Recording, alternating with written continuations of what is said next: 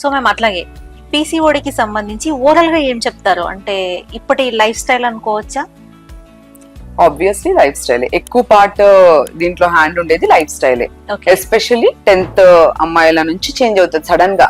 ఎందుకంటే 10th వరకు కొంచెం వాళ్ళు మదర్ దాంట్లోనే ఉంటారు, ఇంట్లోనే తింటారు, ఫ్రెండ్స్ ఎక్కువ ఇన్ఫ్లుయెన్స్ ఉండదు. ఇంటర్ నుంచి హాస్టల్స్ కి వెళ్తారు, లేదు అంటే ఫ్రెండ్స్ ఇన్ఫ్లుయెన్స్ ఎక్కువ అవుతుంది, పార్టీస్ కి వెళ్తారు, టైప్ ఆఫ్ ఫుడ్ మారుతుంది, బయటికి వెళ్ళి తినడం స్టార్ట్ చేస్తారు. అండ్ ఇప్పుడున్న వర్క్ ఏమంటారు, చదువు ప్రెషర్, అంటే ఈవెన్ లెక్చరర్స్ కూడా ఈ మధ్యలో చాలా స్ట్రెస్. పొద్దున 7-6 నుంచి స్టార్ట్ చేస్తే నైట్ 7-8 వరకు చదువుకోవాలి.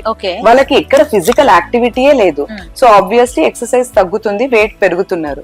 ఇది మెయిన్ కారణం. సో అంటే ఇలాంటి స్ట్రెస్ సేమ్ అబ్బాయిల్లో కూడా ఉండొచ్చా మ్యామ్? హార్మోన్స్ సేమ్ థింగ్ వాళ్ళకి. అంటే ఇలా పీసీఓడి లాగా అంటే మెన్సెస్ ఉండదు కాబట్టి తెలియదు, కానీ obesity is one of their factors. వాళ్ళలో కూడా స్ట్రెస్ పెరిగినప్పుడు వేరే మెడికల్ రిలేటెడ్ ప్రాబ్లమ్స్ వస్తాయి. తర్వాత వాళ్ళకి కూడా ప్రెగ్నెన్సీస్ దెబ్బతింటాయి. ఓకే.